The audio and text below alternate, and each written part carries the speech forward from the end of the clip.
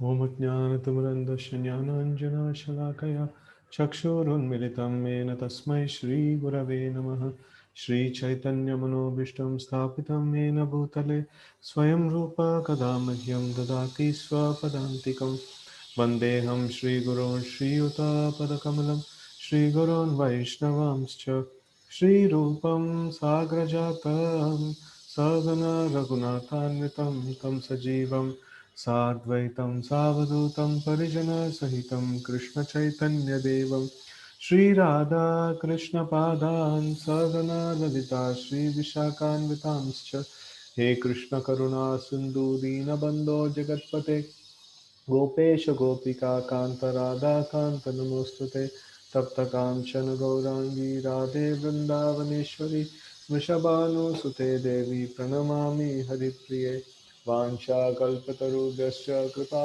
सिन्धुभ्यैव च पतितानां पावनेभ्यो वैष्णवेभ्यो नमो नमः जय श्री कृष्ण चैतन्य प्रभु नित्यानंद श्री अद्वैत गदाधर श्रीवासादि गौरभक्तवृंद हरे Krishna Krishna Krishna Hare Hare Hare Ram Ram Ram Hare Hare.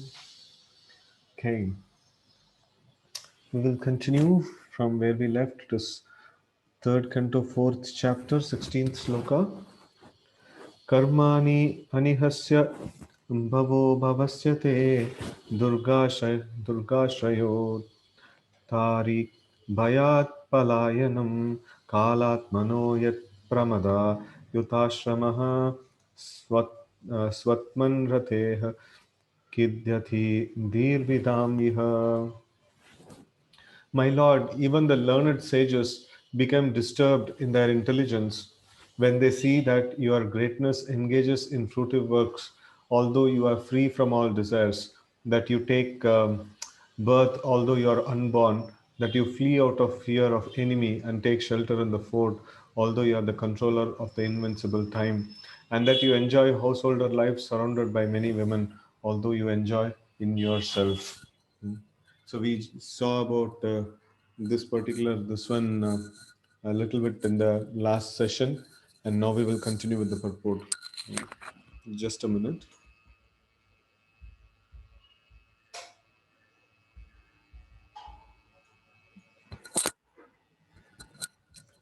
Yeah.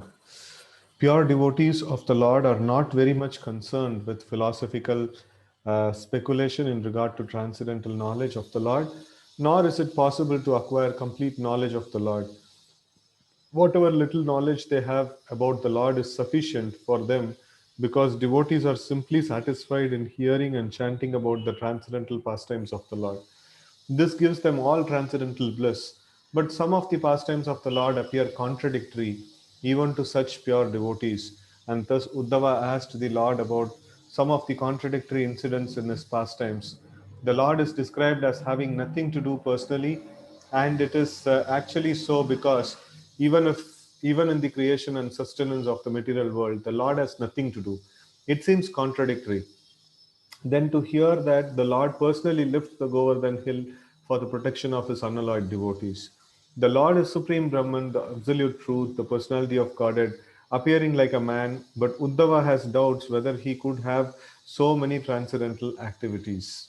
So this is now we have studied that the Lord has nothing to do. Natasya karyam karanam cha vidyate. So, but then the Lord is lifting the Govardhan hill for the protection of his devotees. So, if he has nothing to do, then why is he doing all these things?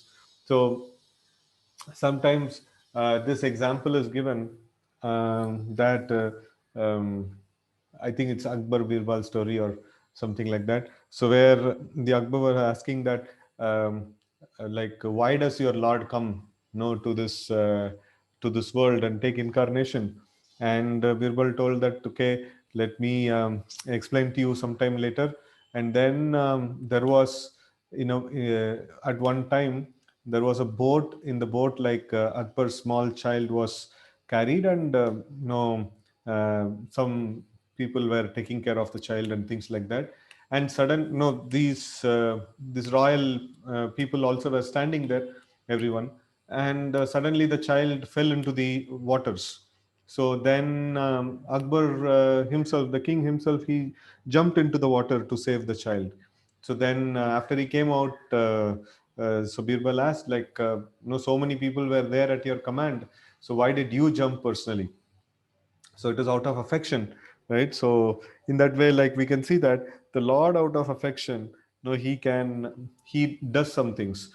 So there is nothing to do for him. It doesn't mean that he doesn't do anything. Whatever he does is not, no, is not kind of forced upon him. So he can do anything and everything whatever he wishes. No, that's the whole point. So he doesn't have any prescribed duties to no do. If there is some prescribed duty, then it becomes the Lord has to do this thing, right? So but the Lord doesn't have anything to do, but everything is done, no, just as a play. No, that is why it is called as Leela. The Lord's activities are called as Leela because he's not forced to do those things. No, he's doing it out of his own sweet will. So we, whatever we do, like, no, we are doing it forced by the modes of material nature, right? So when we act beyond the modes of material nature, then that kind of act is called as Leela. No, otherwise it is like forced upon the we are helplessly no, within the three modes of nature. Then material activities cannot be called as Leela, no, which is forced upon, no, a living entity. So so in this way we can see that there can be contradictions about the Lord's personality, about the way the Lord actually conducts himself, and sometimes it becomes, no, even exalted devotees get bewildered. No, how can the Lord do such wonderful things, right? So I here Uddhava is putting such a kind of a expression. Okay, there is no difference between the personality of Godhead and the impersonal Brahman. How then can the Lord have so many things to do, whereas the impersonal Brahman is stated to have nothing to do either materially or spiritually? If the Lord is ever unborn, how then is he born as the son of Vasudeva and Devaki? He is fearful of, he is fear, he is fearful even to Kala, the supreme fear, and yet the Lord is afraid of fighting Jarasandha and take shelter in a fort. So all these things we discussed yesterday, like, how the Lord, he constructs Dwaraka within a short span of time, and then he shifts all his people into the Dwaraka city, which is essentially a fort, which is kind of surrounded by sea and things like that. So it is very difficult for any military to attack. That's why he uh, he made something like that. So and you see, like, he's feared by even Kala. That is the time is the ultimate destroying factor of everything, and everybody is afraid of time. What will happen in the future, right? So everybody is afraid of time, and the time will one thing will definitely happen is all of us will die. Now that's the one short thing that is going to happen. So rest everything is, we don't know, like, what will happen, but then at least this much every single person knows, that I will definitely die, right? So such time factor fears Krishna, and such Krishna is getting fearful of here the instance of Jarasandha, and then we also say the aspect of Krishna was fearful seeing Yashoda. That is also Leela of the Lord. So he doesn't have to do anything, but still, no, he does all these things just as a pastime, just as a Leela. Okay. How can one who is full in himself take pleasure in the association of many women? So that is like Atmarama. Like, now, how can a person who is completely satisfied within oneself, how can he, seek association of many women? How can he take wives and, just like a householder, take pleasure in the association of family members, children, relatives, and parents? All these apparently contradictory happenings bewilder even the greatest learned scholars, who, thus bewildered, cannot understand whether inactivity is a fact or whether his activity are only imitations. Um, so that is why the Mayavadis, they find it very difficult to understand the personal form of the Lord. For them, uh, the at least even a liberated person is na shoshati na kankshati, brahma bhuta prasannatma na shoshati na kankshati. So it is like a person in the Brahman platform, or a liberated person, he doesn't have anything to lament for, or or rejoice for. And when they study about Krishna, oh, Krishna is like, what is that? There is one demon by name Shalva. So when he attacked Dwaraka, so he was having so many magical tricks, and he even displayed a magical trick, showing that he is beheading Vasudev, no, Krishna's father, and he's killing in front of Krishna, no, this like that. That's actually a magical feat. It's not there was no Vasudev, there was no this one. Killing actually happened. So, but he makes it appear like that, and Krishna actually kneels down and he starts crying, "Oh my father, no, you're dead," and things like that. He knows that his father is safe in the in the palace, and nobody could no do like that. So, but then Balram is protecting the like fort, and like beyond that protection, nobody can actually kidnap Vasudev, and nobody can actually kill him. So it is not possible. But then Krishna shows a scene of sorrow and grief and things like that. So, people who read this, they will get bewildered. What kind of absolute truth it is? Like you tell that take shelter of absolute truth, and you will be like free from all problems. Here we see that with that very same Krishna is crying, and he is like, no, he's like, no, afflicted by the pains. So it is very, very difficult for them to understand the subject matter of the Supreme Lord. So then they try to resort to this one of, okay, no, absolute truth is Brahman. No, that is the ultimate thing, where in Brahman there is no change, there is no fall down, there is no harsha soka and things like that, there is no happiness or distress and things like that. So that must be the absolute truth. So that's how the impersonalists actually say. But then they cannot understand Krishna's Leela. No, they cannot understand how Krishna is doing all these things in a very wonderful way, and he is not affected by all these things. It is like a natta. No, in Bhagavatam, it actually describes Krishna as a natta. Natta means like a dramatic artist. A dramatic artist. No, he performs so wonderfully. He triggers the emotion of the people who are viewing the drama, and he may actually make induce the audience to cry also, right? So, but then he knows that I am just doing a drama. So in the same way, like Krishna, he comes and then he displays his pastimes, which is like yata natya nato, the like like natya nata, something like that. It comes in the first canto of Bhagavatam. I think now we have studied that particular this one. So this is this is the way the Lord actually performs pastimes, and it is for his own pleasure. And no, he experiences or he expresses all various emotions, whatever is there in this world, and whatever we are seeing, the different kinds of emotions, that's there in the Lord, and even more than that is there with the Lord.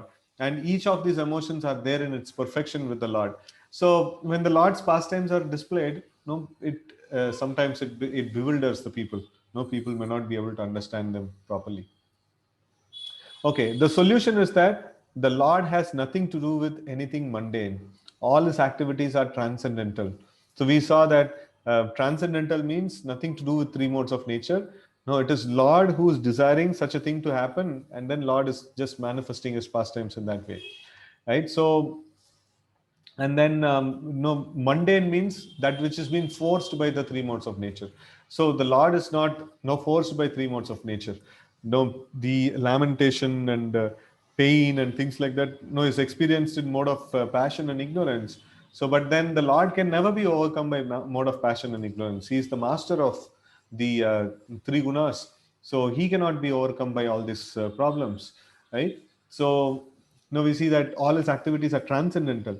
So this cannot be understood by mundane speculators. For the mundane speculator, there is certainly a kind of bewilderment, but for the transcendental devotees, there is nothing astonishing in this. The Brahman conception of absolute truth is certainly the negation of all mundane activities, but the Para-Brahman conception is full with transcendental activities. Hmm. So Brahman conception means Brahmajyoti is, if you negate all the material things, what remains is Brahmajyoti and Brahman conception of the Lord.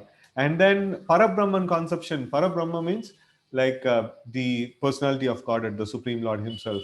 So that is little difficult to understand, because the very activities, the very same activities that we are doing in the material world, the very same activities are present in the Parabrahman.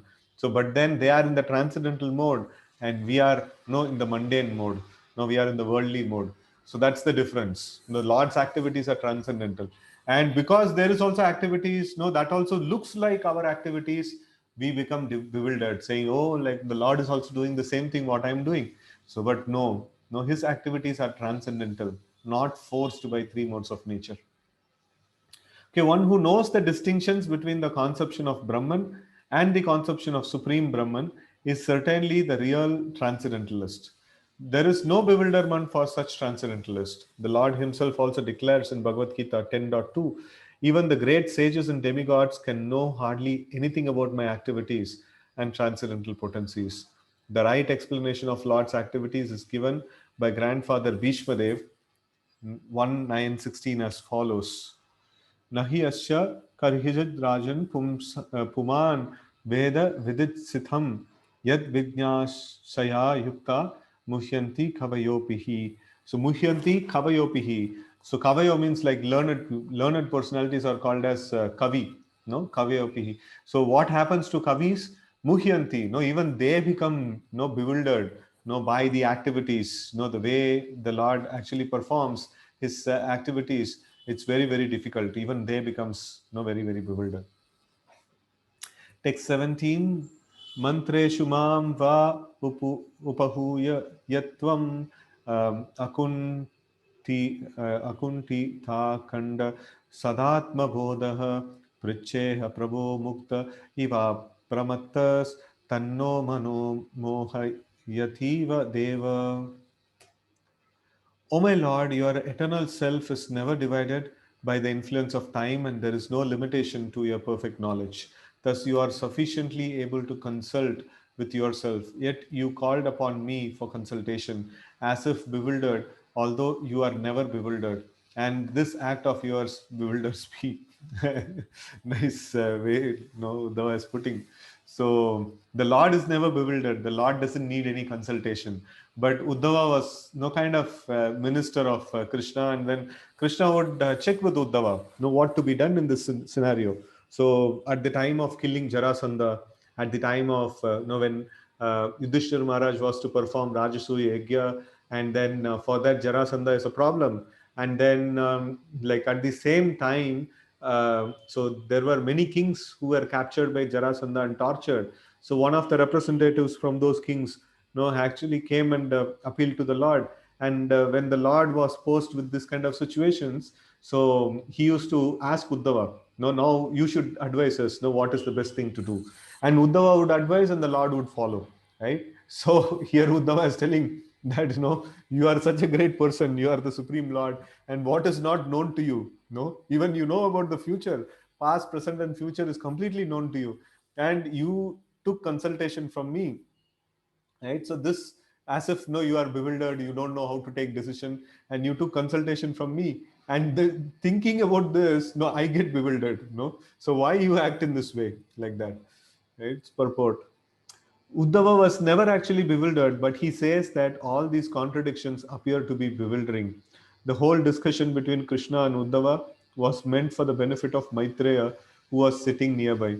The Lord used to call Uddhava for consultation when the city was attacked by Jarasandha and others, and when he executed great sacrifices as part of his routine royal work as the Lord of Dwaraka. The Lord has no the Lord has no past, present, and future because he is unhampered by the influence of eternal time, and thus nothing is hidden for him. He is eternally self intelligent. Therefore, his calling for Uddhava to give him enlightenment is certainly astonishing.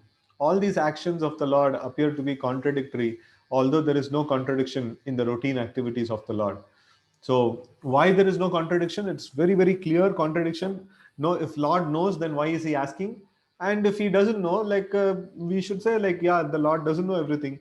So no, we have a contradiction that Lord knows everything, but still no, he is asking as if he doesn't know. So this is basically, we can actually see the way the Lord actually reciprocates, with his devotees. Sometimes we see when small children are learning something, and the elders, No, they kind of say that, okay, fine, no, you have learned this. I don't know about this. Please tell me, like, no, how to understand this. So then the child start explaining. So that's actually a fun for the parents, to do those things. So in the same way, like the Lord does in that way. That is one aspect. Another aspect is the Lord gives importance to his devotees. Just like in the battle of Kurukshetra, Krishna, if he would have fought, he could have finished everything in no seconds. So, but then he wanted Arjuna to fight. Is it not? Is it that no, Krishna was not capable of fighting? No, but then he asked Arjuna to fight. So that is the way of spiritual exchanges. It is not, the spiritual relationship is not a display of power.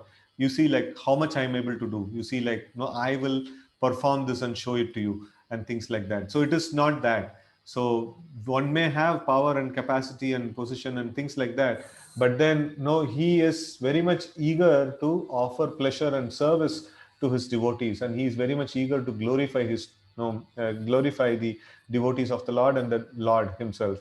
So that is why these contradictions appear, right? So it is not a display of power that has been shown. It is no loving affectionate dealings that has been shown amongst the devotees of the Lord. Okay, therefore, it is better to see them as they are and not attempt to explain them.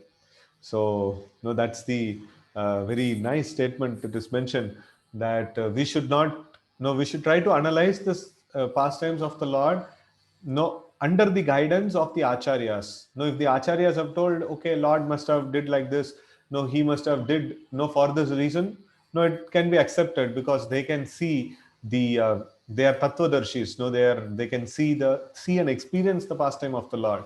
So but we cannot speculate on that. No, if we have to accept these details as it is, and then just relish, no, how no, Krishna, knowing everything, is he's so humble, or no, he's like dealing with this with his devotees in a very nice way, like no, as if he's ignorant, right? So in that way, like we can actually appreciate these things.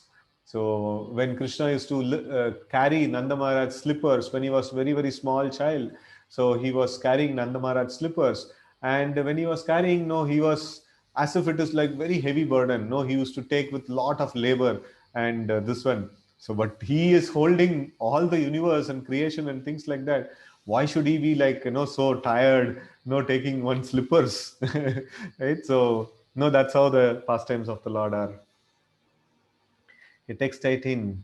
Jnanam param svatma raha prakasham provachasham kasmai bhagavan samagram apikshanam no grahanaya bharthar vadanjasa yad vrijinam tarema.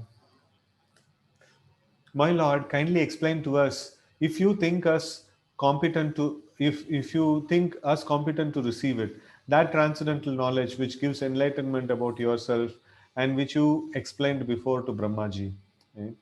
So, here, Uddhava is asking these questions, and we will see a lot of these questions are answered, or the whole discussion between Uddhava and Krishna is actually put in the 11th canto of Bhagavatam.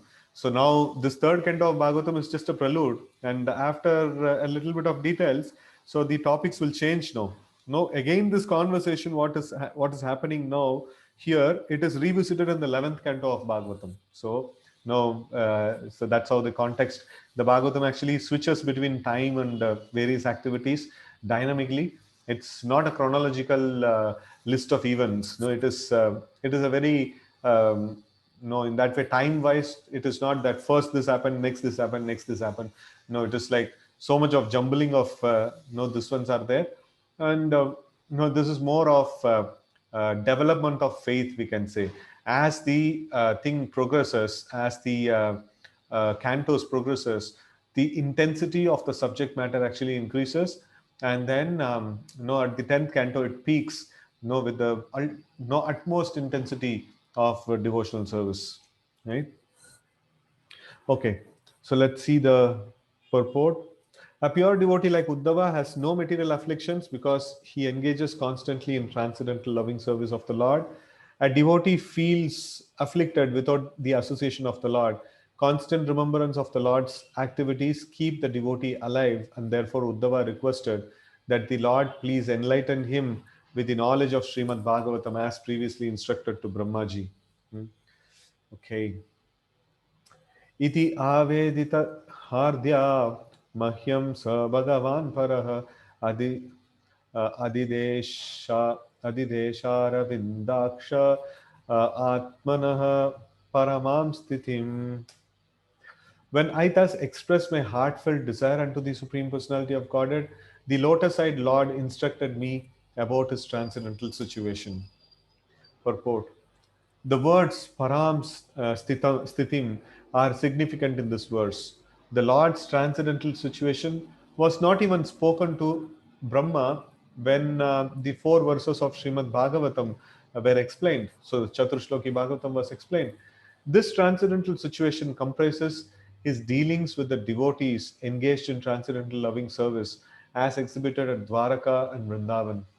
When the Lord explained the specific transcendental situation, it was meant for Uddhava only, and therefore Uddhava particularly said, Mahyam, unto me, although the great sage Maitreya was also sitting there. Such a transcendental situation is hardly understood by those whose devotion is mixed with speculative knowledge or fruitive activities. The Lord's activities in confidential love are very rarely disclosed to the general devotees who are attracted by devotion mixed with knowledge and mysticism. Such activities are inconceivable pastimes of the Lord. Right? So, essentially speaking, without purification of heart, we will not be able to understand the situation of the Lord. Now, if we are contaminated at heart, then we will not be able to understand the pastimes of the Lord. Right? Text 20. सएवमाराधितपादतीर्थात् अधीततत्त्वात्मविबोधमार्गः प्रणम्य पादौ परिवृत्य देवम् इहागतोऽहं विरहातुरात्मा. I have studied the path of understanding self-knowledge from my spiritual master, the personality of Godhead, and thus, after circumambulating him, I have come to this place very much aggrieved due to separation. So now Uddhava is like signing off, saying like why he was talking about that whole scene. No, he just introduced the topic that no, I asked questions and no, Krishna was answering. The next part is like, what did Krishna answer for that? So, but then Uddhava is like kind of signing off now. So he's telling, I have studied the path of understanding self-knowledge from my spiritual master, the personality of Godhead. Thus, after circumambulating him, I have come to this place very much aggrieved due to separation. Right? So he's starting to tell that no, I'm very, very pained by separation from the Supreme Lord. So eventually you will say like, no, it's enough like what I have told you. Now you should go to Maitreya, because the rest of the discussion, even Maitreya was there part of it. So you can go and check with him, like, no, what was being spoken, right? So in that way, like he's going to sign off actually.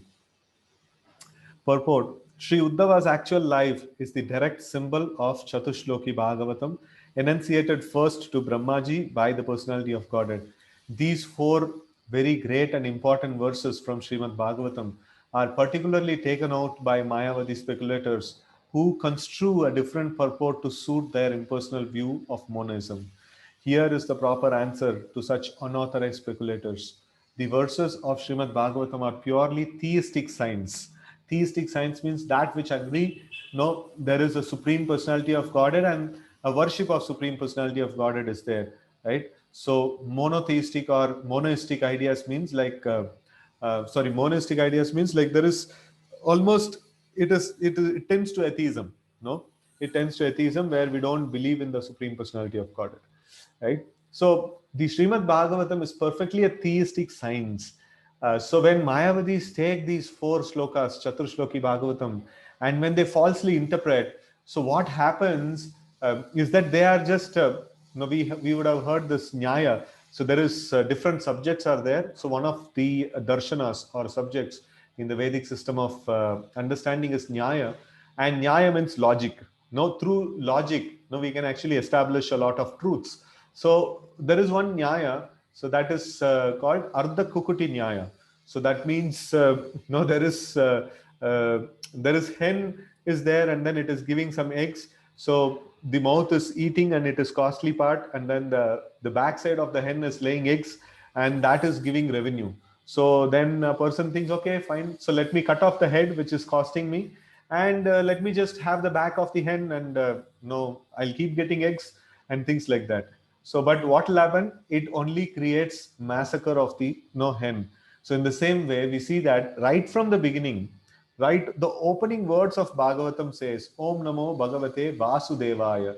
So, no, it is like Lord Brahma is offering obeisances to the Supreme Lord, or sorry, Vyasa is offering his obeisances to the Supreme Lord, no, the son of Vasudev, that is Vasudev, Krishna, right? So, and then, no, Bhagavatam, right from the beginning, it is very, very clear. It is speaking about the Supreme Lord Krishna.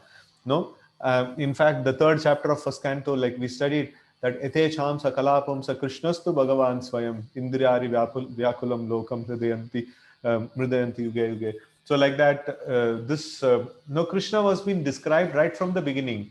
And if that is if the beginning, middle, and end of the scripture is all talking about Krishna, and then you extract some 4 slokas of this scripture, and then you explain it in the Mayavad point of view, and then say, you see, like, no, this is Mayavad literature. So then, no, how does it, how is it possible? So if there is some abstraction is given, so I cannot just go about saying that, no, I can interpret it in any way I want, right? For example, then there is some abstractions are there. So in a regular work environment, or in regular like anywhere, like people are working together for some time, so they will have certain kind of abstractions, they will have certain kind of code words and abstractions and things like that. So with that, no, they can understand. If I just exchange that a slight, this one, a small code word, so the other person will understand the whole thing, right? So how does he understand? Because there is a previous understanding that is there. Based on that, we should take it. So now these 4 slokas of Bhagavatam, Chaturshloki Bhagavatam, is a code word kind of a thing. And one who don't understand the rest of the Bhagavatam, he cannot understand these 4 slokas. No, he cannot just pluck out the 4 slokas and he can give his own logic behind it. So that's a blunder actually. So that's what these Mayavadis do. Okay. So the verses of Srimad Bhagavatam are purely theistic science, understandable by the postgraduate students of Bhagavad Gita. So only a postgraduate student of Bhagavad Gita can understand Srimad Bhagavatam, right? The unauthorized dry speculators are offenders at the lotus feet of Lord Sri Krishna, because they distort the purports of Bhagavad Gita and Srimad Bhagavatam to mislead the people and prepare a direct path to hell known as Andatamishra. So, like if somebody is giving a wrong understanding of Bhagavad Gita and Srimad Bhagavatam and mislead people, so they will go to the hell by name Andatamishra, right? So there is descriptions of this hells are there in 5th canto of Bhagavatam. So when we go there, we will see. Okay. As confirmed in Bhagavad Gita 16:20, such envious speculators are without knowledge and are surely condemned life after life. They unnecessarily take shelter of Sripad Shankaracharya, but he was not so drastic as to commit an offense at the lotus feet of Krishna. Right? According to Lord Sri Chaitanya Mahaprabhu, Shankaracharya preached the Mayavad philosophy for a particular purpose. Such a philosophy was necessary to defeat the Buddhist philosophy of non-existence of the spirit soul, but it was never meant for perpetual acceptance. So this is a very important point to note. The explanation of the Sankaracharya, the Sankara Bhashya, or which is called as Shariraka Bhashya, which is full of Mayavad understanding, wherein the living entity and the Supreme Lord are equated as one. So we always have been studying that devotional service is important. So we must perform devotional service to the Lord, and we must try to take shelter of the Lord and render service to the Lord. And Shankara philosophy says that no, the living entity and the Supreme Lord is one. No, Jivayor Paramatmayor Aikyam. No, that's the philosophy of Shankara. And that is actually blunderous philosophy, right? So that actually kills the devotion that a person has towards the Supreme Lord. And such a philosophy was brought about by Shankaracharya, just to defeat the Buddhism. Buddhism was Shunyavad. There is no soul at all. No, that's Buddhism. And Shankara philosophy brought about the idea of, yes, there is soul, but then like there is only one soul, or soul and matter. Only that much of explanation was there. And then Ramanujacharya and Madhvacharya and later they came and they established the Siddhanta more solidly. And when Sri Chaitanya Mahaprabhu explained it, it no we can understand the explanations of the Vedic literatures to be in its clearest form, no, as explained by Sri Chaitanya Mahaprabhu. And so here we see that taking shelter of Shankara Bhashya or Shariraka Bhashya is actually suicidal, no, in devotional service. One will lose the devotion towards the Supreme Lord. Okay, such a philosophy was necessary to defeat Buddhist philosophy of non-existence, shunyavad, of the spirit soul, but it was never meant for perpetual acceptance. It was an emergency. Thus, Lord Krishna was accepted by Shankaracharya as the Supreme Personality of Godhead in his commentation on Bhagavad Gita. Since he was a great devotee of Lord Krishna, he did not dare write any commentary on Srimad Bhagavatam, because that would have been a direct offense at the lotus feet of the Lord. But later speculators, in the name of Mayavad philosophy, unnecessarily make their commentary on the Chaturshloki Bhagavatam without any bona fide intent. In fact, we know of Shankaracharya, though he preached the Mayavad philosophy, but he sufficiently gave the hints that it is not the ultimate. So he sang that Bhajagovindam, right? So that's very famous, this one, famous composition.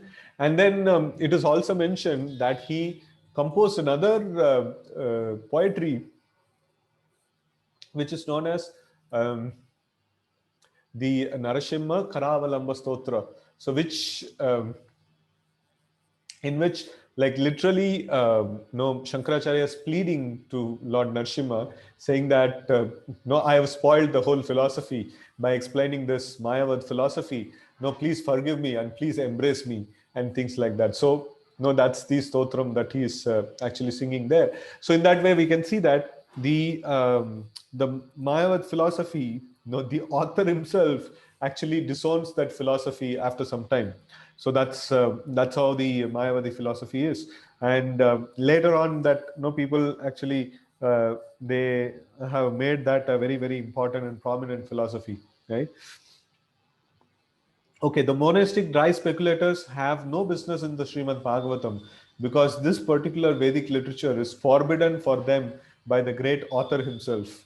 Srila Vyasadeva has definitely forbidden persons engaged in religiosity, economic development, sense gratification, and finally salvation from trying to understand Srimad Bhagavatam, which is not meant for them, right? So 112, Dharma Prochita Kaitavatra Paramo Nirmatsaranam Satham Vedyam Vastavamatra Vastu Shivadam Tapatrayon Moolanam, right? So it's like all kinds of cheating religion is kicked off, and no, like people who are interested in anything else apart from relishing the the rasa tattva of the Supreme Lord's pastimes. No, like Vyasadeva is telling, please don't enter into the scripture at all. No, if you want to prove Mayavad philosophy, please don't enter into it. This is going to talk about the rasa tattva. No, that is, rasa means the relationships, no, relationships the Lord has with his devotees and the mellows that the Lord actually enjoys with his devotees. No, this Bhagavatam is going to speak about that. If you don't have any interest in that, please don't even enter into this book. No, Vyasadeva gives the warning right in the front, right in the beginning of Srimad Bhagavatam, right?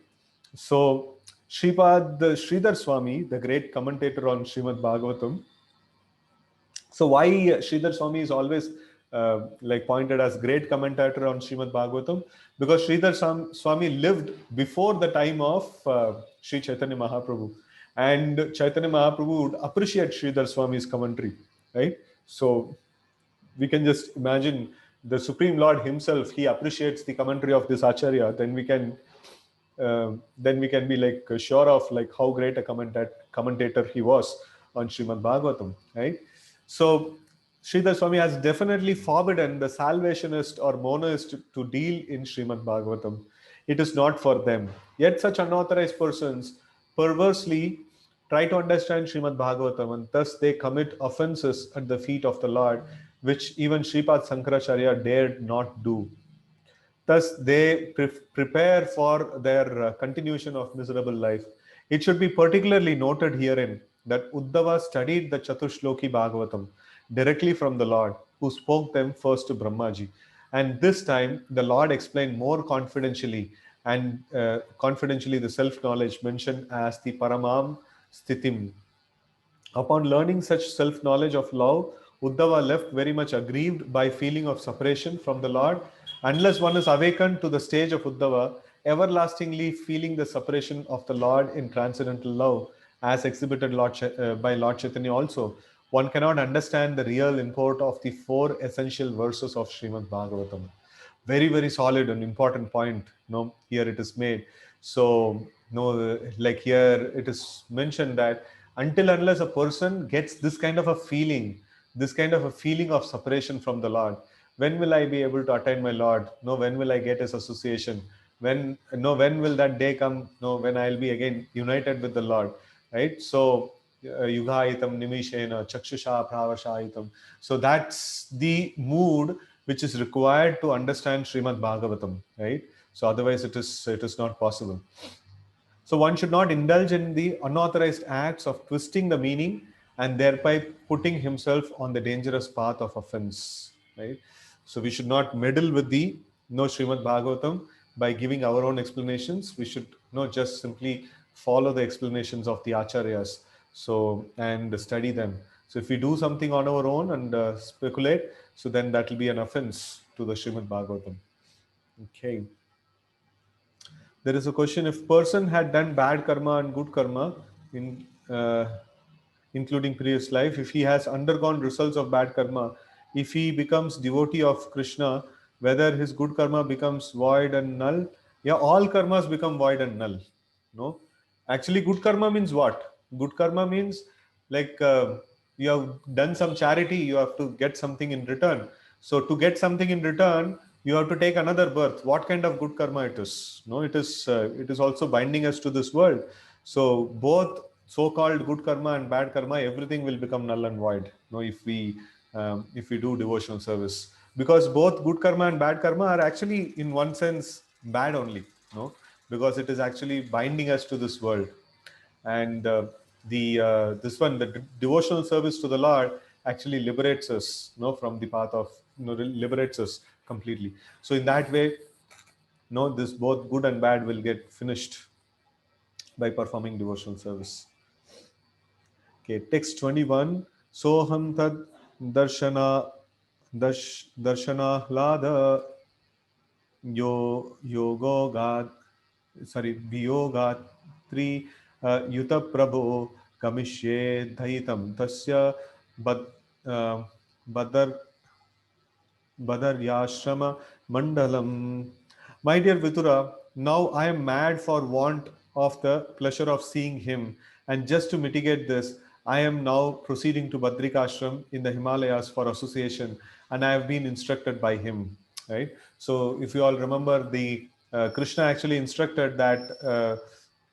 Okay, so he instructs, like, this is not part of here. So he was instructed to go to the Badrikashram and to have the association of Naranarayan Rishi and things like that. So in that way, like, he was Uddhava was going to that. So as we were seeing in the previous sloka, Uddhava is trying to sign off now. He's trying to wind up things. Like, you further discussions you can have it with Maitreya, and that's the topic of this chapter also. Vidura meets Maitreya, right? So like that's the foundation or the background for that is getting done now. Purport: a pure devotee of the Lord, of the stature of Uddhava, constantly associates with the Lord in the double perception of simultaneous separation and meeting. The pure devotee is not for a moment unengaged in transcendental service of the Lord.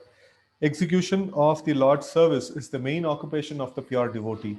So, this very nice point Prabhupada is mentioning. There is a simultaneous feeling of separation and meeting. No, it is not that a devotee is praying that, no, when will I be able to get your association?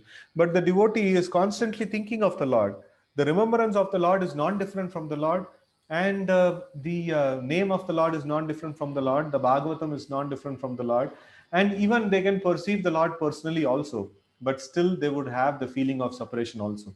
So both, things simultaneously happens in them, right? And they are all the time engaged in the service of the Lord. So service of the Lord is non different from the Lord. So that is an experience that, probably we are yet to have.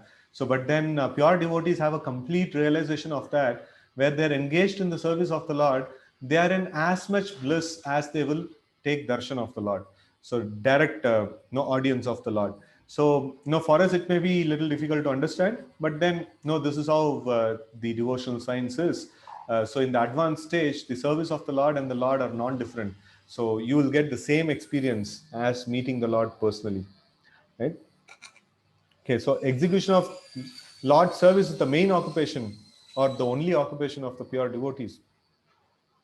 Uddhava's separation from the Lord was unbearable, and therefore he started to Badrikashram in obedience to Lord's order, because the order of Lord and the Lord himself are identical.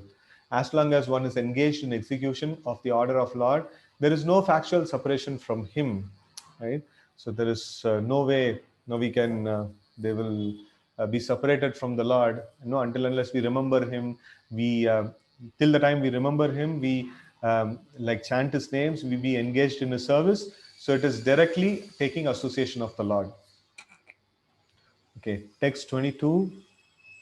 Yatra Narayano Devo Narascha Bhagavan Rishihi Mrudu Thivram Tapo Dirgam Te Loka Bhavano. There is there in Badrikashram the personality of Godhead in his incarnation as the sages Nara and Narayana has been undergoing great penance since time immemorial for the welfare of all um, amiable living entities, for the welfare of all amiable living entities. Purport. Badrikashram in the Himalayas, the abode of Naranarayana sages, is a great place of pilgrimage for the Hindus.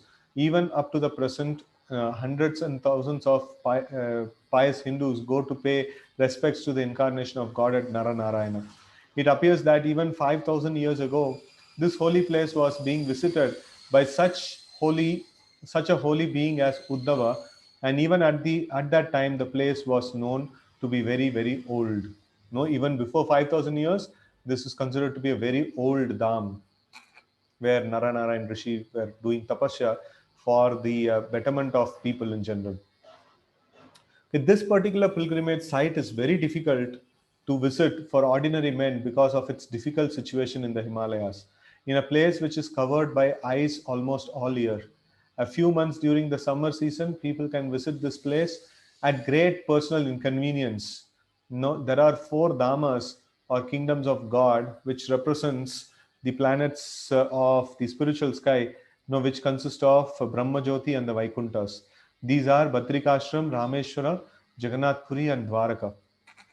Faithful Hindus still visit all these holy places for perfection of spiritual realization, following in the footsteps of devotees like Uddhava.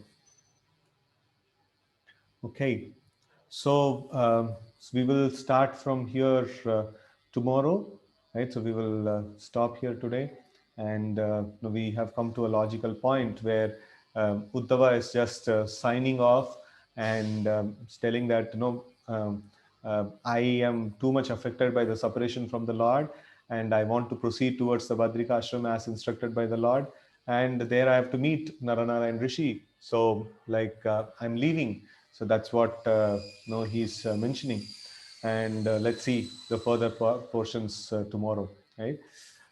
Tomorrow, yeah. So is Sunday. No, we can have the Bhagavatam again, right? Okay. Grantaraj Srimad Bhagavatam ki jai, Gaur Bhakta Vrinda ki jai, Srila Prabhupada ki jai. Hare Krishna.